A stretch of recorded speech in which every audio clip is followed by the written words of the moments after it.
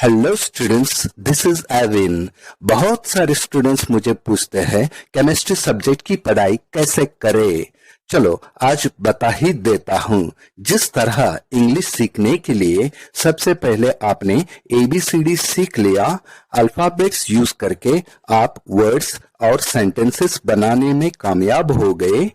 कुछ इसी तरह केमिस्ट्री जानने के लिए केमिस्ट्री की ABCD आना बेहद जरूरी है, ताकि आप केमिस्ट्री के कंसेप्ट्स अच्छी तरह समझ सके और JEE या नीट या कोई भी कॉम्पिटिटिव एग्जाम आसानी से क्रैक कर सके।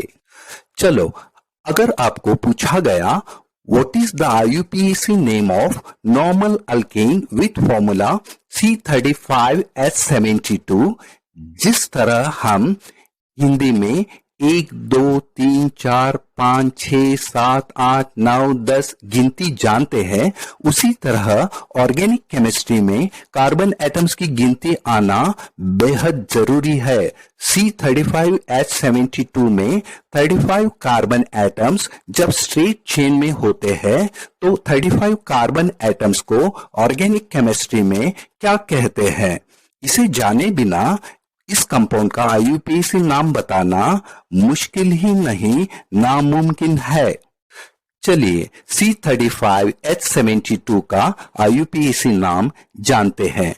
इसका IUPAC नाम है पेंटाट्राइकांटेन। पेंटा का मतलब 5, ट्राइकांटेन का मतलब 30, यानी कि total 35 carbon atoms. Organic chemistry में चाहे अल्केन्स हो या अल्कीन्स हो या अल्काइंस हो, कार्बन एटम की गिनती कुछ इस तरह होती है। अगर स्ट्रेट चेन में एक ही कार्बन एटम है तो उसे मिथ, 2 कार्बन एटम्स है तो उसे इथ, अगर 3 कार्बन एटम्स स्ट्रेट चेन में है तो उसे प्रोप कहा जाता है। देखिए, फॉर एग्जाम्पल इसमें 3 कार्बन एटम्स है तो हम प्रोप कहेंगे। कार्बन कार्बन सिंगल बॉन्ड रहने की वजह से ए अल्केन का एग्जाम्पल है, तो हम इसे लगाएंगे ए यानी सफिक्स, तो इसका नाम हो गया प्रोपेन। अगर कुछ इस तरह है,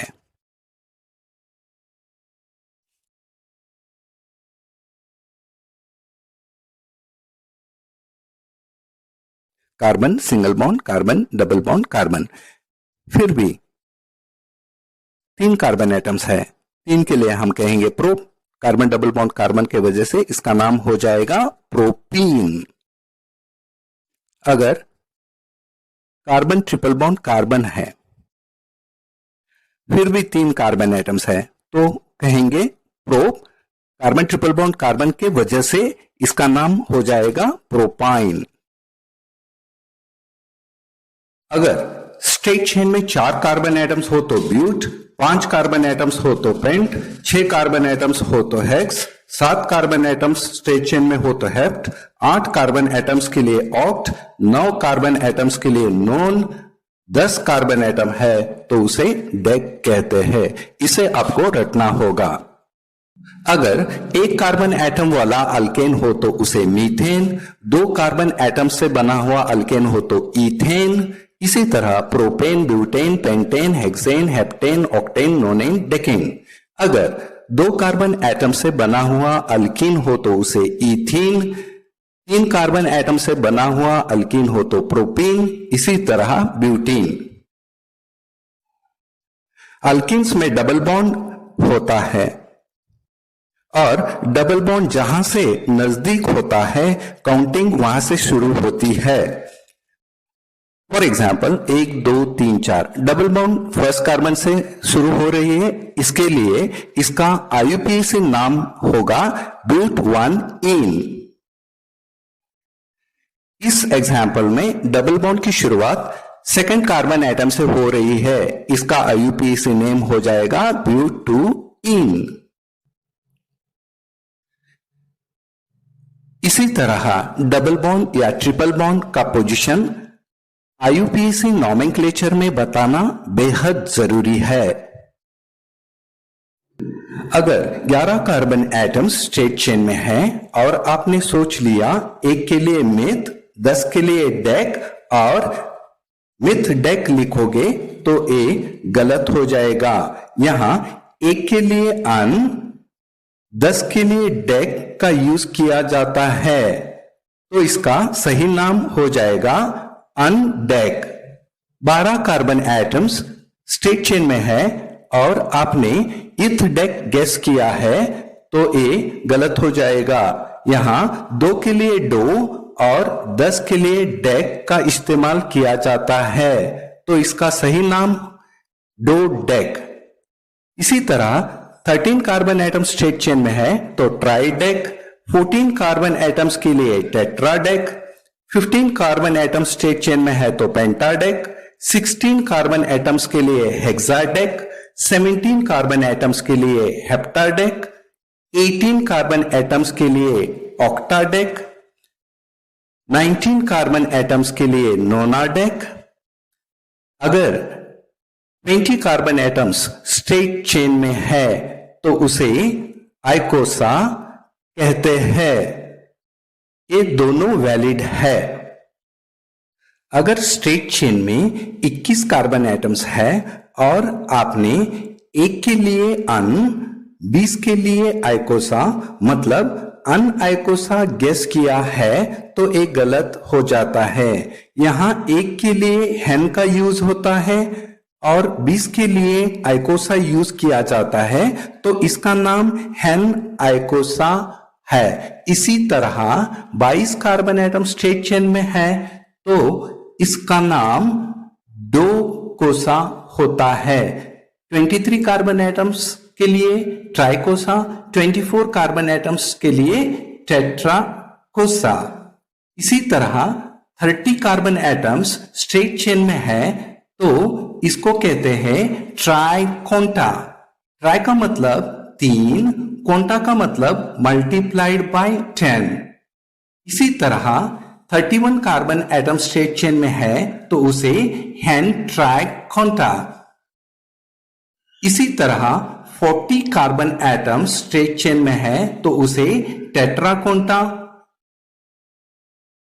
50 कार्बन एटम्स के लिए पेंटाकोंटा, 60 कार्बन एटम्स के लिए हेक्साकोंटा, 90 कार्बन एटम्स के लिए नोनाकोंटा।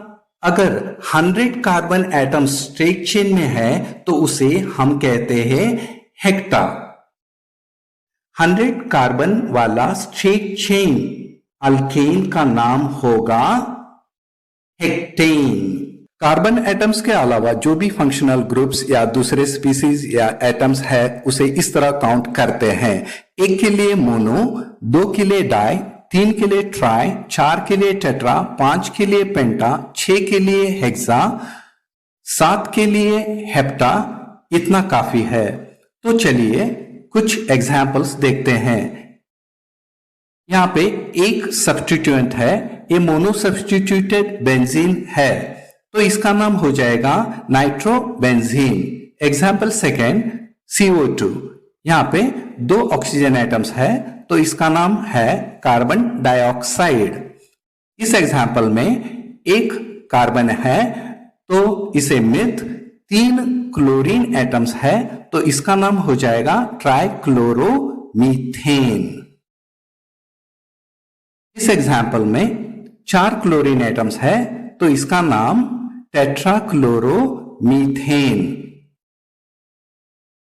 इसे कार्बन टेट्राक्लोराइड भी कहा जाता है। इसमें 5 क्लोरीन एटम्स है, फास्फोरस पेंटाक्लोराइड। इस एग्जाम्पल में 6 क्लोरीन एटम्स है तो इसका नाम हेक्साक्लोरोबेंजीन है। इस एग्जाम्पल में 3 सब्स्टिट्यूएंट्स है, उनका पोजीशन है 1, 3, 5 तो इसका नाम हो जाएगा 1,3,5 ट्राई नाइट्रोबेंजीन। ऑर्गेनिक केमिस्ट्री में बहुत सवाल बेंजीन और बेंजीन डेरिवेटिव्स के रिलेटेड होते हैं। चलिए बेंजीन के बारे में जान लेते हैं। पोजीशन को पैरा पोजीशन, 2-6 पोजीशन को ऑर्थो कहते हैं, 3-5 पोजीशन को मेटा कहते हैं। जैसे कि इस एग्जाम्पल में IUPAC नॉमेनक्लेचर हो जाएगा 4-नाइट्रोक्लोरोबेंजीन, 1 2 3 4, 4-नाइट्रोक्लोरोबेंजीन। इसे पैरा नाइट्रोक्लोरोबेंजीन के नाम से भी जाना जाता है। IUPAC नेमिंग में नंबर्स का यूज होता है और कॉमन नेमिंग में ऑर्थो या पैरा पोजीशन का यूज करते हैं। Thank you for watching. This is Erwin. Please subscribe my channel Study Techniques. I am thankful to YouTube and millions of YouTube viewers.